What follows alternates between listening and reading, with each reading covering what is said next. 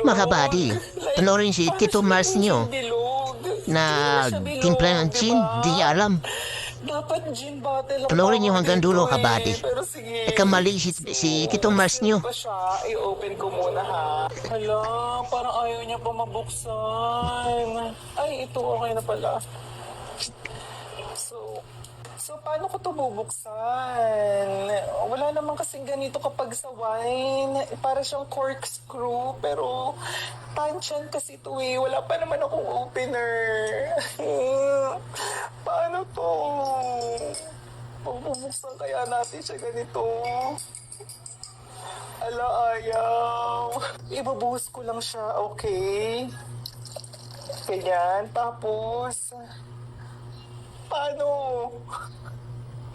So, ito yung lighter. Hindi ko alam. Ate. Ate, tama ba yung ginawa ko? Hindi.